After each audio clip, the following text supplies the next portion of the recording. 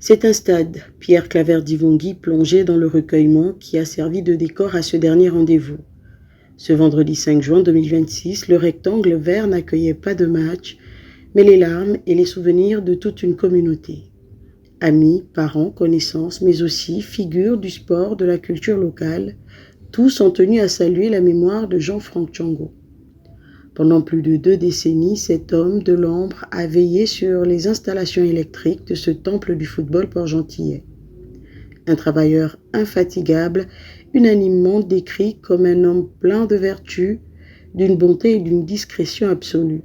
Nous ne sommes pas dans un événement joyeux comme déjà on a notre leader de la province qui est Stade Mandji, qui nous fait vibrer chaque week-end ou sinon encore chaque semaine ici, mais plutôt nous sommes là pour honorer la mémoire d'un illustre, un des pionniers de ce stade qui est le stade Pierre Claver-Divongui.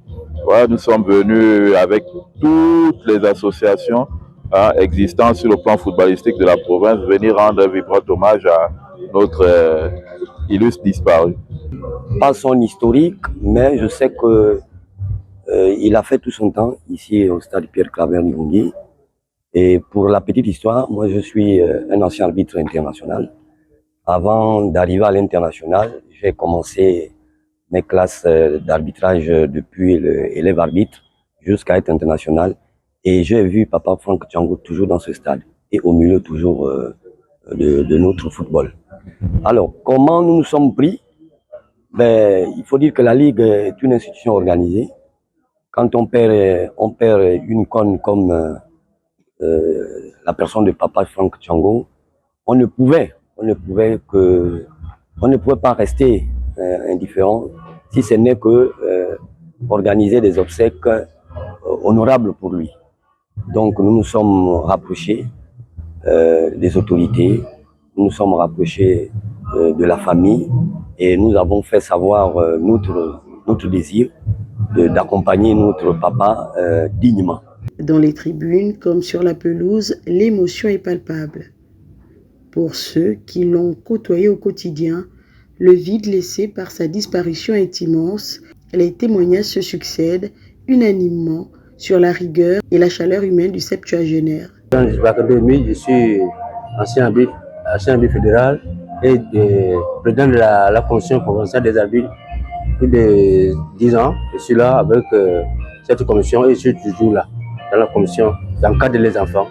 Tous les jours, je suis toujours là. J'ai croisé Franck Thiango depuis 1980. Nous avons vécu ensemble avec lui. Il est resté toujours bien avec nous jusqu'à ce jour. Franck n'a jamais fait du mal à quelqu'un. Quand des fois il y a un problème, quand Franck me voit, le problème est résolu au niveau de la commission provinciale des arbitres. Donc vraiment, je me manque de mots parce que Franck et moi, nous sommes restés unis jusqu'à son décès. Ça me fait mal au cœur. Ça me fait mal au cœur, je ne sais pas le mot à dire. Seulement, je souhaite que la terre soit légère. Je suis Pierre Claver-Divongui, ancien secrétaire général de la Ligue de football de Logos-Maritime. Franck Thiango, qui vient de nous quitter, était un homme simple, humble, sobre, affable. Lors de notre passage à la Ligue de football de Logos-Maritime, sous la présidence de Léon Babé, il a toujours été disponible. Nous l'avons même confié le poste de secrétaire permanent parce qu'il savait accueillir et recevoir les associations, les dirigeants de clubs de football.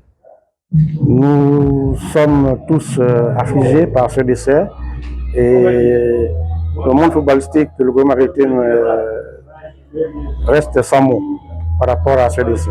S'occuper de la gestion quotidienne du stade sur le plan maintenance environnementale.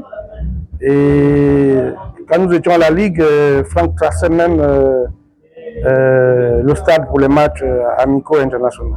Et vraiment, si quelqu'un reste plus de 20 ans dans une structure pareille, c'est que c'est quelqu'un de simple, de gentil, de poli, de réservé, de bien élevé. Face à cette douloureuse épreuve, l'élan de solidarité est total. La Ligue de football de Louga-Maritime, aux côtés de l'ensemble des associations sportives de la province, a tenu à faire bloc pour dresser ses plus sincères condoléances aux familles éplorées. Jean-Franck Tchongo s'en va, mais son nom reste à jamais gravé dans l'histoire du football marigovéen.